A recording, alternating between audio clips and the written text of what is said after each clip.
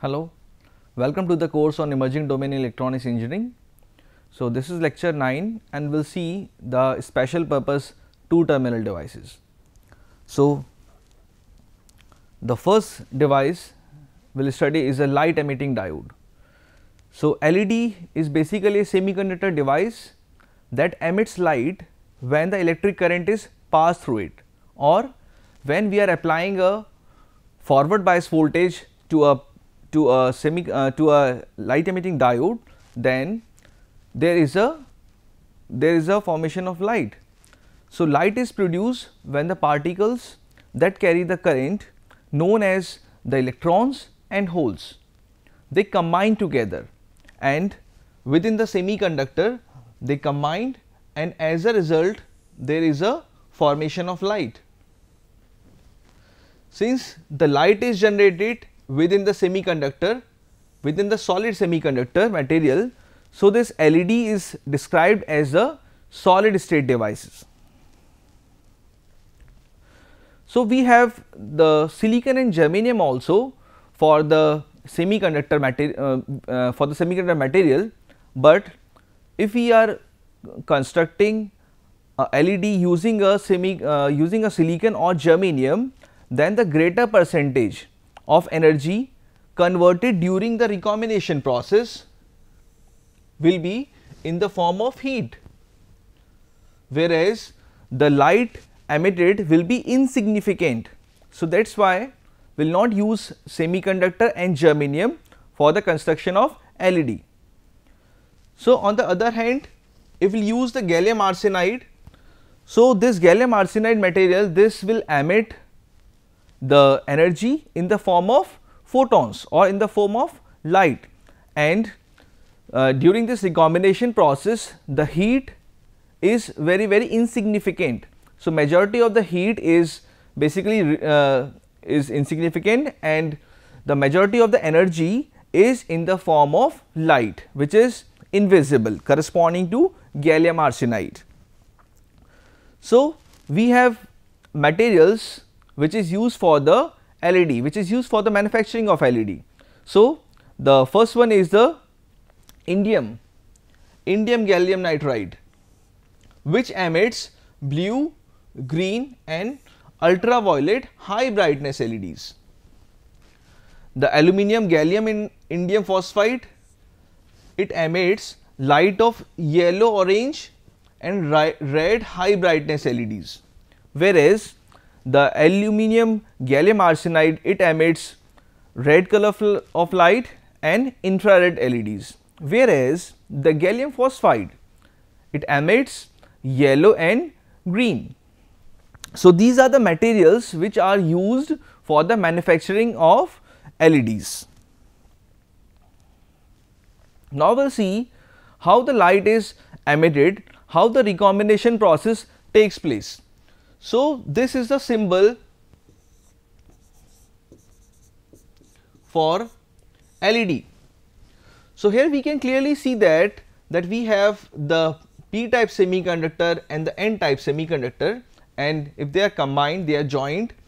So, as if we are applying some potential, so what will happen, these holes which are present as a minority, which are present as a majority charge carriers in p region, and the electrons which are the majority charge carriers in the n type region, they will basically attract towards this junction, and as a result there is a recombination of holes from p side and the electrons from n side, and as a result of recombination the energy is emitted, and the energy emitted will be the maximum energy emitted will be in the form of light, whereas there is the insignificant energy which is released in the form of heat. So, here we can see that as due to recombination, as we are aware that electrons lies in the conduction band in n type and the holes lies in the valence band of p type. So, as we are applying a voltage, as we are applying a potential to a LED, so what will happen, these electrons will reach towards the valence band and they will recombine with the holes. present in the valence band, and as a result of this there is a light. So this is the basically the principle of working of LED. Now we can correlate the color of light emitted by the LED with the help of band gap energy. So here the wavelength corresponding to the specific color, we have the wavelength. So there is a band gap energy corresponding to the material. So corresponding to the gallium arsenide, corresponding to the indium gallium arsenide, there is a band gap energy. So we can correlate the band gap energy with the wavelength of the material. So this relationship is nothing but Eg equals to Sc by lambda, where h is a Planck's constant, c is the speed of light, lambda is the wavelength in meters.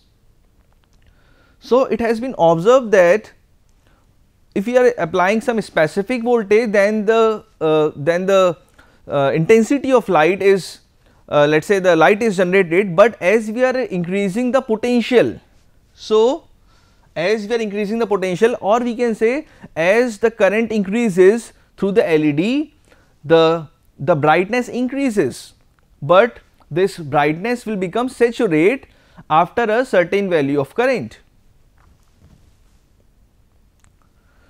So now we have the photodiodes. The principle of photodiode is just reverse as that of a normal LED. So here we have seen that LED, light emitting diode, basically works in a forward bias region, whereas this photodiode basically works in a reverse bias region. So a photodiode, or somewhere it is referred as a photodetector, is a optoelectronic device that absorbs optical energy and convert this optical energy into the electrical energy. And these photodiodes are specially designed to operate in a reverse bias condition. These diodes have a slow response time when the surface area of the photodiode increases. We will see in the working part that as the surface area of photodiode increases, then the response time is we can say is less, the response is slow. So when the photons having some sufficient energy strikes the diode, it makes couple of electron holes. So when the light is incident onto the photodiode, due to this there is a generation of electron and holes, and this mechanism is called as inner photoelectric effect. So here we can clearly see how the photodiode works. So first of all, the holes are majority charge carriers in p region, and the electrons which are majority charge carriers in n region. So here we can clearly see that these holes are basically attracted towards the anode, towards the negative of the battery, and these electrons are attracted towards the cathode, means the positive of the battery. Now how these charge carriers are generated? So these charge carriers are generated when the photons, incident photons, strikes this particular region, and this region we are already aware this is known as a depletion region. So due to this, these electron and hole pair are generated inside this region, and as a result these holes are attracted towards anode and electrons are attracted towards the cathode. So when no light is applied, means when the incident light is not applied to the photodiode, and this photodiode is reverse bias. So due to this a small current flows through the photodiode, and this small current is known as the dark current. So, this dark current is a reverse current through the photodiode when the light is not present, and it is denoted by I lambda. So, now the current is due to this, the overall current will be the sum of the dark current and the photocurrent, means this current is basically when the photons are strike on the depletion region. So, this dark current must be reduced to increase the sensitivity of the device, to increase the sensitivity of the photodiode.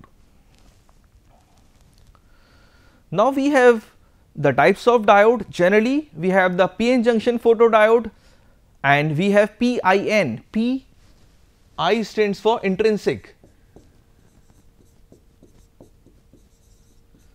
P intrinsic, N, and the third one we have the avalanche photodiode. Among these three photodiodes, the most commonly used are the PN and PIN photodiode, whereas the avalanche photodiode, this is having an advantage that these are having a high gain, but again the response time is slow for these particular photodiodes. So, that is why they are not used.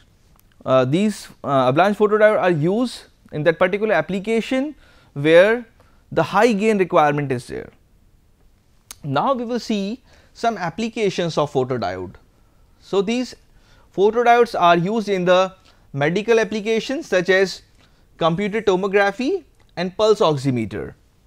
Photodiodes are used for optical communication.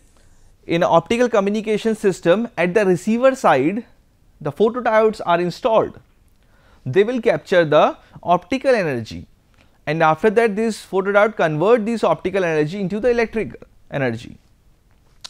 Again, these photodiodes are also used in the CD players, compact disc players, and these photodiodes are also used as the smoke detectors as well as in the space applications also.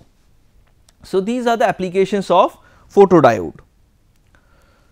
Now, we have the third special purpose diode is a varactor diode. So, varactor diode is a PN junction diode whose capacitance is varied by varying the reverse voltage or by varying the reverse bias voltage. So, varactor diode is somewhere referred as the variable capacitance diode, VariCap. These are also known as the tuning diode, variable reactance diode and variable capacitance diode. These are all the synonyms corresponding to the varactor diode. VariCap is variable capacitance diode. So, what happened under the reverse bias condition, means when a PN junction diode is reverse biased. So, as a result there is a formation of depletion region. So, that region basically covers the immobile charge carriers. So, as we are already aware that as reverse bias increases, so the width of depletion region, let us say WD is the width of depletion region, will be increases due to the more reverse bias. So, we have already seen that a PN junction diode offers two kind of capacitances. One is the transition capacitance and the diffusion capacitance. Transition capacitance is generally occurs in a PN junction diode under reverse bias condition, whereas the diffusion capacitance occurs in a forward bias condition. So, here we are dealing with the reverse bias condition. So, the transition capacitance came into the picture, which is represented by CT. So, as reverse bias increases, the width of depletion region, let us say WD, that increases. So, as a result the transition capacitance CT decreases, Now, we will correlate the transition capacitance, or we can say the width of the depletion region, with the applied reverse voltage. Before that, we will see the symbol for the varactor diode. We have the diode and we will have something like this. This shows the capacitance, parallel plate capacitor. So, this is a symbolic representation for the varactor diode. Now, we will see how the capacitance, transition capacitance CT correlates with the reverse bias voltage VR. So, here we can see that CT is equal to some constant divided by Vt plus Vr raised to power n. Now, this Vt is the knee potential, whereas Vr is a reverse bias potential, and n equals to 1 by 2 for alloy junction and 1 by 3 for diffuse junction. Means we can say that as we are increasing the reverse bias, so this CT keep on decreasing. Now, this CT will not decrease in a linear manner. This will basically decreases as per this particular relationship, where n equals to 1 by 2 or 1 by 3. So, we can observe the varicap characteristics, which is capacitance versus reverse bias voltage.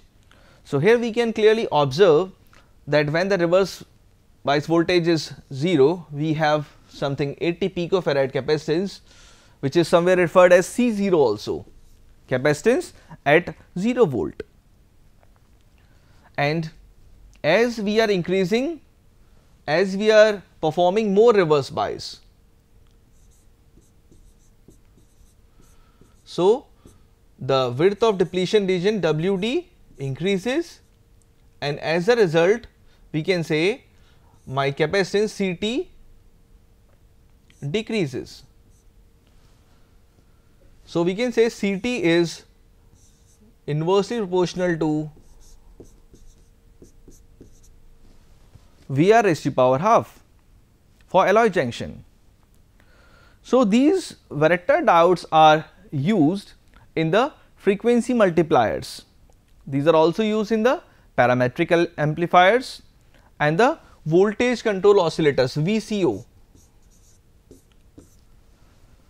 VCO voltage control oscillators, whereas this varactor diode is also used in the tuning device also in the FM receivers.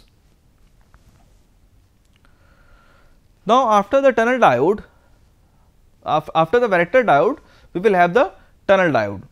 So, first of all, what is tunnel diode? Tunnel diode basically is a heavily doped p-n junction diode, in which we can say the electric current decreases as voltage increases.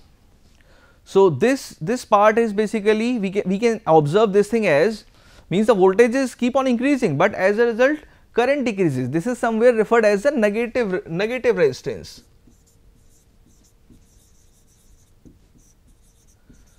So, the first thing is that it is a heavily doped p-n junction diode.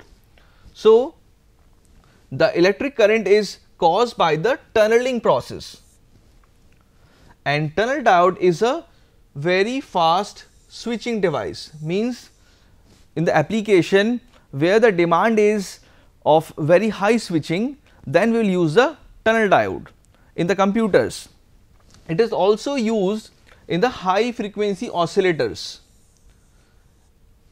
and amplifiers.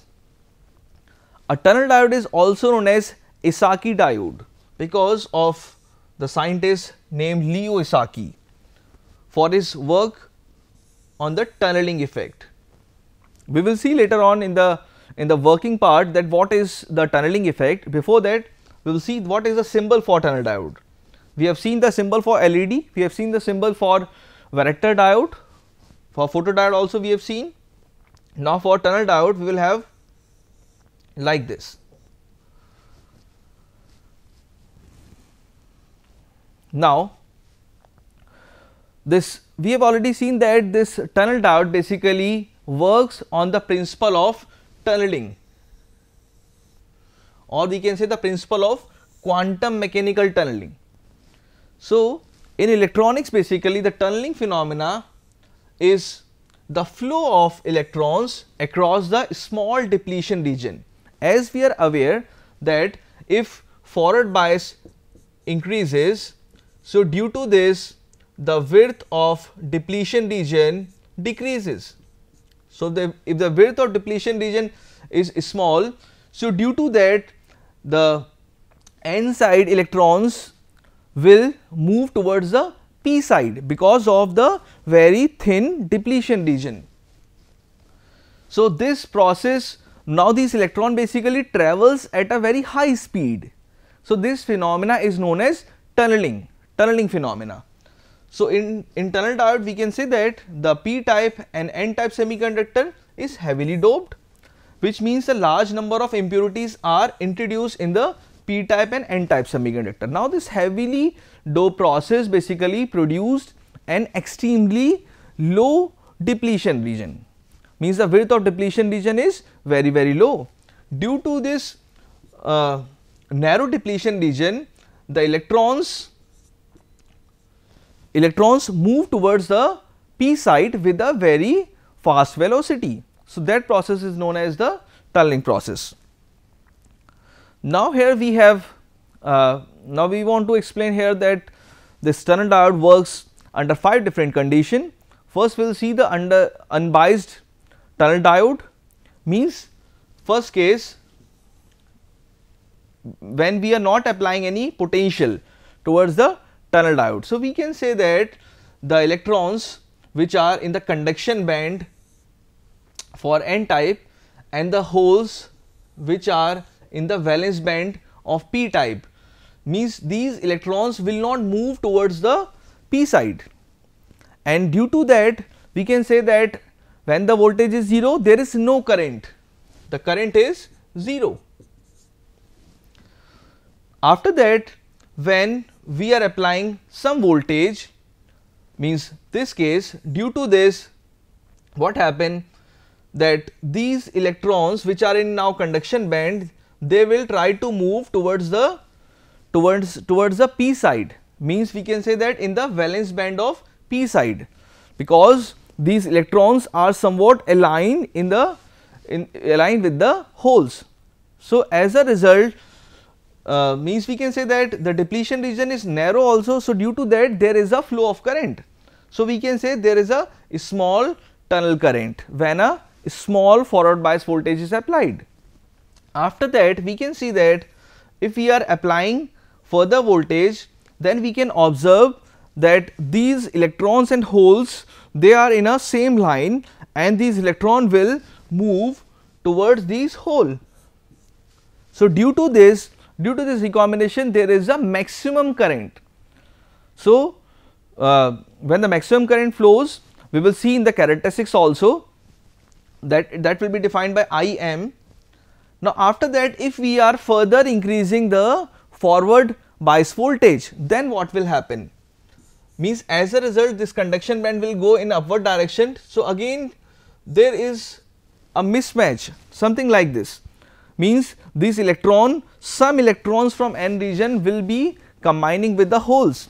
So, as a result, the current decreases, the tunnel current start decreasing, and if further we are increasing the voltage, the forward voltage, then the current basically flows in a conventional manner. We can observe the characteristics also. First point, when no bias potential, means when no bias voltage is 0, the current is 0.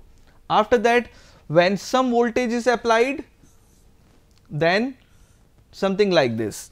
If we are increasing the forward voltage further, then current increases due to the tunneling phenomena, and current reaches the maximum value, which is somewhere referred as IP, peak value. After that, what happen is, if we are further increasing the current, then what happen is, then we will have this kind of situation, some electrons in the n region will try to combine with the p region. So, as a result of recombination, the current decreases. So, this particular region is referred as the negative resistance region, because on applying voltage, on increasing the voltage, but there is a phenomena that current decreases. So, it is known as the negative resistance region. So, this happens up to a voltage of Vv, which is called as the valley voltage. Vp is known as the peak voltage.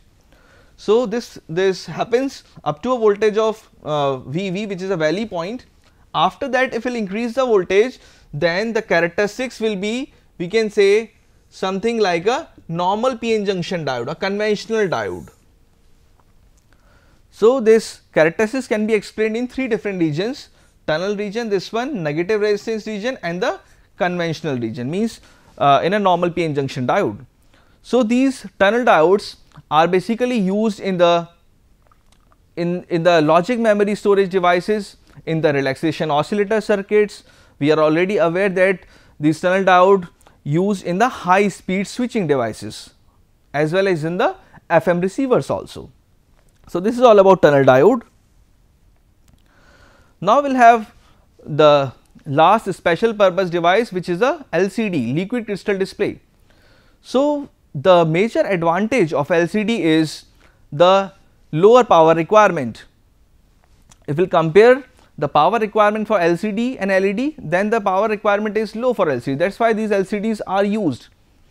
So, the power requirement is of the order of microwatts, and these are used in the display devices.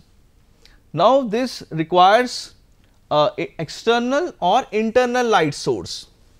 If you will compare this with the LED, the LED has its own light, but LCD requires the external or internal light source.